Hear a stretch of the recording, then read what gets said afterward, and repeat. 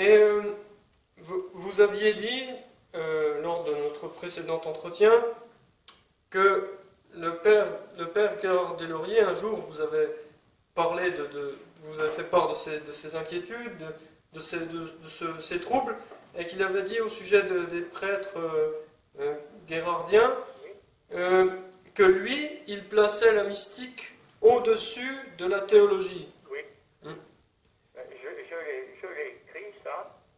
Euh, je l'ai écrit à l'abbé Le Gall, qui a été ordonné en même temps que votre prêtre à vous, Ah oui, d'accord. sans doute le même jour. Et je le lui ai écrit, parce qu'il est venu célébrer la messe chez moi il y a 2 ans et demi. Et je crois que je ne le reverrai pas, parce que il doit savoir ce que je crois du pape Paul VI, et là aussi ça coupe les ponts avec tout le monde. Bon. Mais moi ça ne me dérange pas. Mais tant qu'il ne s'agit que de moi, c'est pas gênant. D'accord.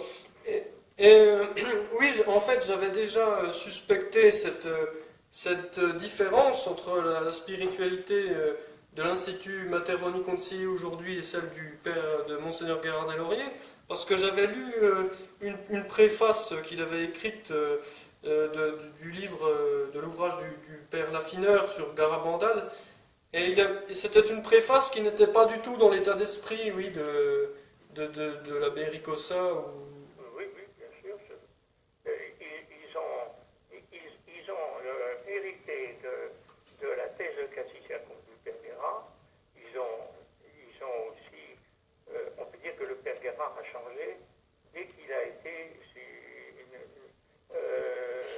intéressé par ces prêtres de Turin, parce que ces prêtres avaient été ordonnés par Monseigneur Lefebvre. Et il se posait la question de l'autorité. Comment se fait-il qu'on peut reconnaître l'autorité de quelqu'un auquel on refuse d'obéir?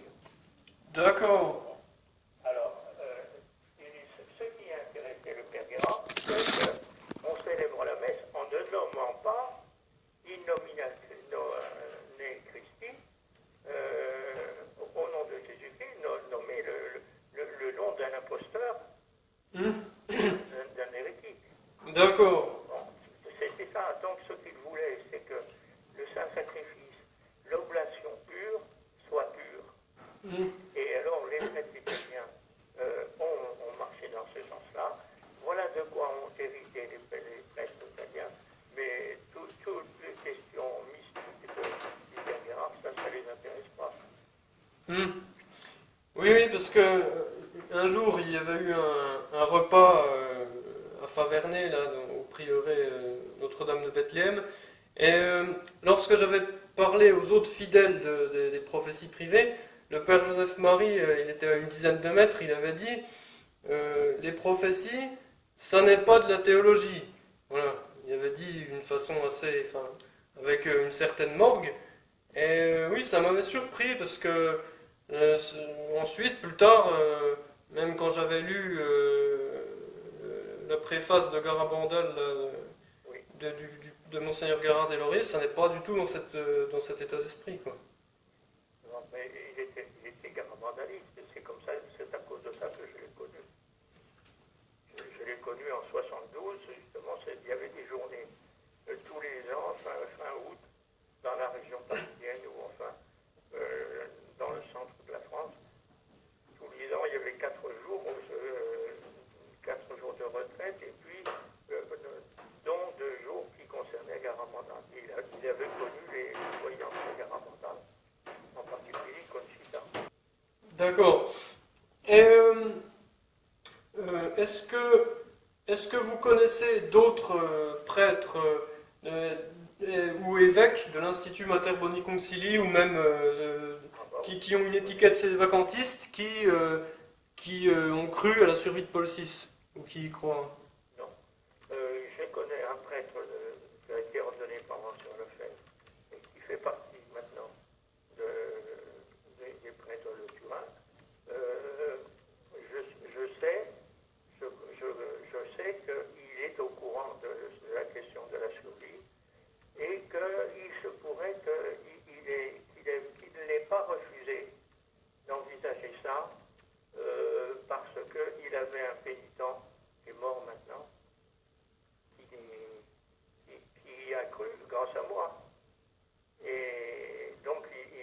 a parlé à l'abbé Moureau. L'abbé Moureau, d'après M. Rouchette, l'abbé Moureau a été bien disposé à entendre ça. Ah, parce que vous connaissez Monsieur Rouchette alors? Oui. Parce que c'était... C'est moi qui lui ai fait connaître le Père Guérard. Ah oui, d'accord. Et Monsieur Rouchette, est-ce qu'il croyait à la survie de Paul VI? Non, c'est des choses qui le faisaient tordre de rire, comme beaucoup d'autres, et qui sont devenus des croyants maintenant. Enfin, ils sont tous morts. Hein. Mais M. Rouchette, il a reçu, ça j'ai la photocopie ici, M. Rouchette, il a reçu mademoiselle Michel Reboul, qui écrivait dans le Figaro, qui écrivait dans Mondéville. Il a reçu mademoiselle Reboul, et avait été la secrétaire de Jean Guiton. D'accord. Et alors, elle est allée voir le Père Guérard pour lui dire qu'elle avait été à Rome le 6 août, enfin, ou le 7 août 1978, et qu'elle était arrivée en plein été avec la grosse chaleur et la fatigue du voyage. Elle est allée voir la dépouille du pape. Et alors, elle s'est rendue compte que, alors qu'elle le connaissait, parce que Jean Guiton fréquentait Paul VI. Oui. Et alors, elle s'est dit, mais c'est pas lui. Alors, malgré la fatigue et la chaleur, elle a refait le tour une deuxième fois. Et c'est comme ça. Alors, elle est allée dire ça au Père Guérard. Alors, le Père Guérard lui a dit, eh bien, écoutez, allez dire ça, allez porter ce témoignage à M. Rouchette. M. Rouchette, c'était un officier de gendarmerie retraité, donc quelqu'un qui était habitué à recevoir des témoignages précis. Et alors, je lui ai demandé à M. Rouchette, dans les dernières années de sa vie, de me faire ce récit. Et il m'a écrit que Mme Reboul avait donc pas reconnu le pape. Et il m'a donné ce témoignage, René Rouchette, parce que je l'avais convaincu de la survie. D'accord. Bon, curieusement d'ailleurs, mais enfin peu importe, il en a été convaincu. Et 2 ou 3 années après, je lui ai redemandé le même témoignage, qui a été beaucoup plus bref, parce qu'il était plus vieux, mais il a redit les mêmes choses. Alors j'ai gardé tout ça. D'accord. Mais moi, j'avais vu justement sur Internet le témoignage de René Rouchette, et la personne, mademoiselle Reboul, n'avait pas été nommée. Alors ça, est-ce qu'on peut la nommer ou... Ça, elle a déjà démenti. Elle a déjà démenti. Mais M. Rouchette ne peut pas revenir pour continuer d'affirmer. C'est une personne d'honneur. Hein. Parce que pourquoi est-ce qu'elle a démenti Parce qu'elle a regretté d'avoir dit ça. Et alors qu'elle écrivait partout, elle écrivait dans le Figaro, mademoiselle Reboul. Oui, d'accord. Je dois avoir quelque part la lettre où elle dit que ces bruits circulaient et que c'était mensonger. Bon. Enfin, René Rouchette avait sa tête. Hein. Et il a reçu mademoiselle Reboul, non pas une demi-heure, il habitait à Cognac.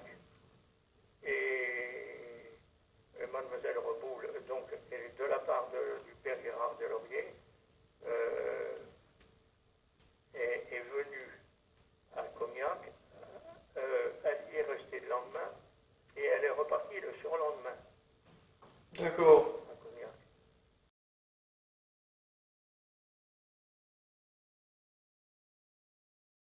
Alors, ce que je pense, point d'interrogation, ma pensée est fluctuante, point de suspension.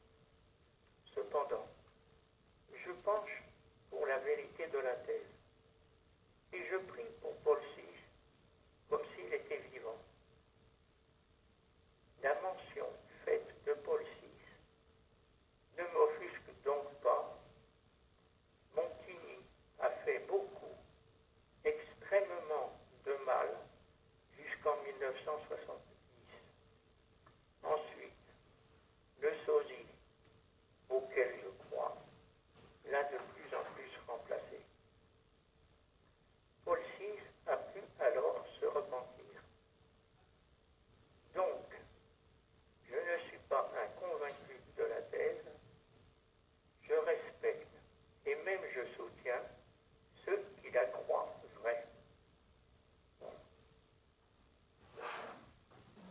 Donc ça, c'était en 82.